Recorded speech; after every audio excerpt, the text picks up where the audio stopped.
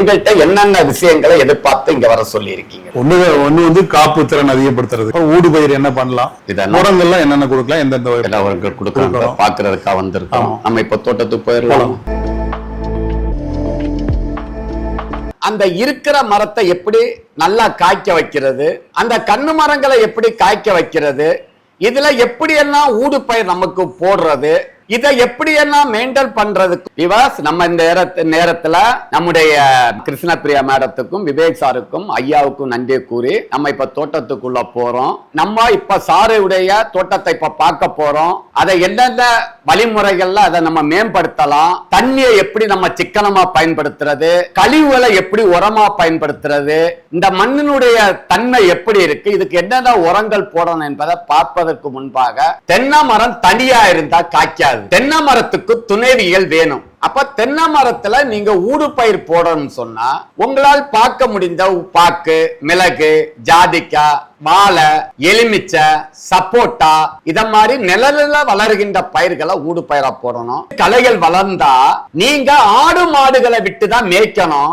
இல்லாட்டி brush cutter ஒண்ணு வாங்கி வைங்க. பிரஷ் கட்டரை வச்சின்னு சொன்னா அப்படியே கட் பண்ணி விட்டீங்கன்னு சொன்னா உங்களுக்கு கீழே மல்ச்சிங் அந்த இலதலைகள் இருந்துகிட்டே இருக்கும் போது மண்ணினுடைய ஈரம் பாதுகாக்கப்படும். மரங்கள் பட்டது காரணம்னா மின்னல், லைட்டனிங், அந்த மின்னல் வராம இருக்கிறதா இடி தாங்கி வைக்கிறாங்க விவசாயிகள். அல்லது இடி தாங்கி செய்யற வேலைய வேலி ஓரமா மரப்பயிராகிய செம்மரத்தை வைக்கணும். அதனாலதான் நான் முதலே சொன்னேன், வேலியை சுத்தம் பண்ணி வேலி ஓரம் செம்மரம், தேக்கு, மகோகனி, ஆப்பிரிக்கல் தேக்கு, கருங்காலி, சந்தனம் அடுத்த தலைமுறைக்கான வரும். அது ஒரு 20-25 வருஷத்துக்கு பிறகு உங்களுக்கு உட்டாவும் பயன்படும். ஒரு பேங்க்ல பணம் டெபாசிட் பண்ண மாதிரி அடுத்த உங்க பிள்ளைக்கான வருமானம் வேலியில மரப்பயிர். எல்லா மரங்களுக்கும் சுண்ணாம்பு அல்லது வெள்ளை பெயிண்ட், அந்த மாதிரி கரையான் வந்து உட்கார்ந்து இருக்கு. இந்த கரையான் வராம இருக்கிறதுக்கு தான் சுண்ணாம்பு, வெள்ளை பெயிண்ட் நம்பர் போட்டுட்டோம். அடுத்து இந்த தோப்புல ஒரே ஒரு பிரச்சனை அதிகமா இருக்கிறது, கேப் பில்லிங். நிறைய இடங்கள்ல தென்னை மரம் இல்லாம இருக்கு. இல்லாட்டி எந்தெந்த மரங்கள் தலை சிரித்து இருக்கோ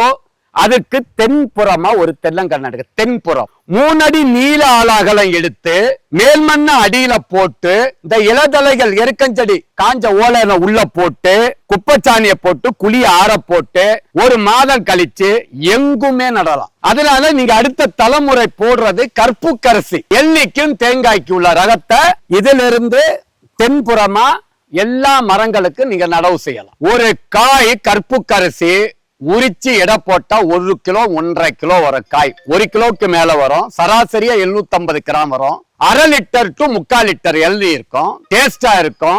300 காய்கள் காய்க்கும் வருஷத்துக்கு. வெயில் காலத்துல, மழை இல்லாத காலத்துல அப்ப எவ்வளவு வெயிட் இருக்கும்? மழை கால கோடையில கண்டிப்பாக 600-650 கிராம் வரும். நல்லா இருந்தா 800-900 கிராம் வந்து வெயிட் வரும். வெயில் தாங்கும், வறட்சி தாங்கும். அது காய்ப்புக்கு வந்தவன கட் பண்ணிட்டு இத போட்டு தனியா போட்டு பராமரிக்கிறதுக்கும் தென்னை மரங்களுக்குள்ள போட்டு பராமரிக்கிறதுக்கும் 1 வருஷம் 1.5-2 வருஷம் வித்தியாசம் வரும். உரம் என்னென்ன உரம் போடணும், வட்டப்பாத்தி எப்படி எடுக்கிறது, கழிவுகளை எப்படி உரமா மாத்துறது, இந்த ஓலைகளை எரிக்க கூடாது. களி கலந்தா வண்டல் மண், கரிசன் மண் வகையை சார்ந்தது. இந்த மண்ணினுடைய தன்மை சத்துக்கள் நிறைந்தது, வறட்சியை தாங்குற மண்ணு தான் இந்த மண். ஒரு அற்புதமான மண்ணு தான் விவாஸ். நான் முதலே சொன்ன மாதிரி வண்டன் மண் வகையை சார்ந்தது. கிளேலோம் மண்ணுல பொட்டா சத்து இருக்கு, களித்தன்மை இருக்கு, அளவான மணல் தன்மை இருக்கு, இரும்பு சத்து அதிகமா இருக்கு, சுண்ணாம்பு சத்து அதிகமா இருக்கு, காரத்தன்மை அதிகமா இருக்கு. pH பாத்தீங்கன்னு சொன்னா 8.5. பொட்டாசும் அதிகமா இருக்கு, தலைச்சத்து கம்மியா இருக்கு, நுண்ணூட்ட சத்துக்கள் எல்லாமே நல்லா இருக்கு. அப்ப இந்த மண்ணுக்கு ஒரு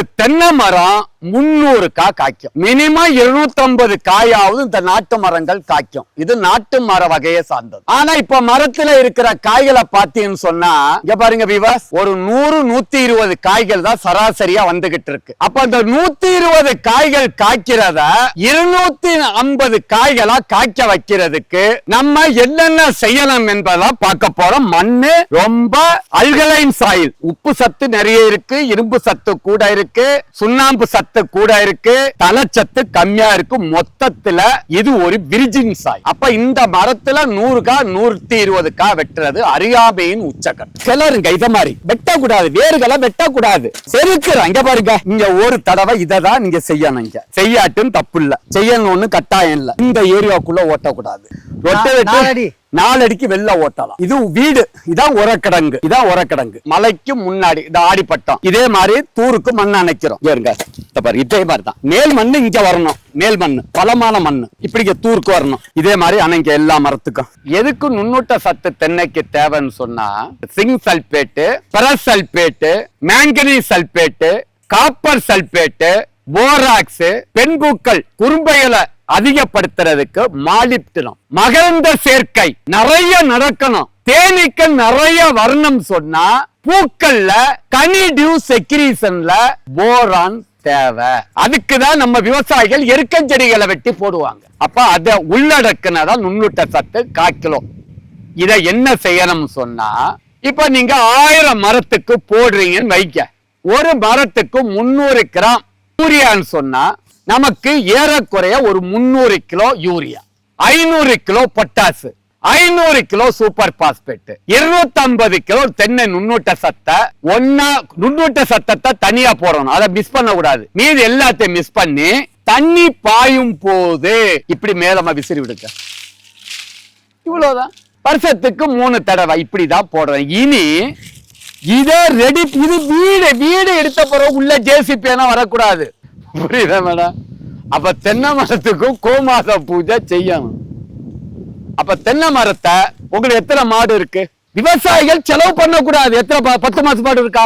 ஒரு நாளைக்கு தென்னை மரத்துல கட்டுங்க. அப்ப 10 மரத்துக்கு ஒரு நாள் கட்டிட்டோம், 30 நாளைக்கு 300 மரத்துக்கு கட்டிட்டோமா? மக்குன வாசம் வந்தாலே நீங்க உரம் போட வேணாம். அடுத்து இதுதான் அறிவு சார்ந்த 7ஆம் அறிவு விவசாயம். இந்த கெமிக்கல் உரங்கள் போட விரும்ப இல்லாத விவசாயிகள் பசுமை பூமியில இயற்கை உரத்துல 2.5 கிலோ கற்பக ஆர்கானிக் கலப்போம், 10 to 20 கிராம் பூம்பு பூஸ்டர், தென்னை நுண்ணூட்ட சத்து 1/4 கிலோவா 6 மாதத்துக்கு ஒருக்கா தண்ணி பாயும் போது மேலோட்டமா போட்டு இயற்கை வடிவத்துல போறவங்க உள்ள கெமிக்கல் வர வேணாம்.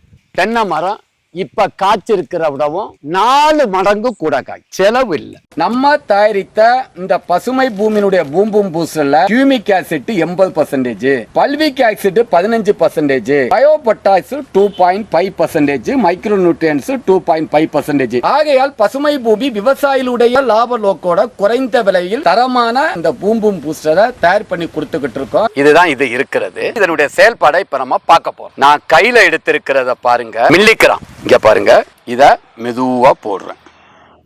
இப்ப எப்படி வேலை செய்யுதுன்னு பாருங்க. இதுதான் வேர் வளர்ச்சியை தூண்டி பயிர்களுக்கு வறட்சி, கோடையில தண்ணி பாய்க்க முடியலையா, பூம்பும் பூச போட்டா வறட்சியை தாங்கும், பூச்சி நோய்க்கு எதிர்ப்பு திறன், காய்கறிகள் டேஸ்டா இருக்கும். ஆல் இன் ஒன், எல்லா பயிர்களுக்கும் மட்டுமே உள்ளடக்கியது. இதை வாழை, ரப்பர், காபி, நெல்லி, தேயிலை, பூச்செடிகள், நிலக்கடலை, பாக்கு, காய்கறிகள், தென்னை, ஏலக்காய் போன்ற அனைத்து விதமான பயிர்களுக்கும் பயன்படுத்தலாம்.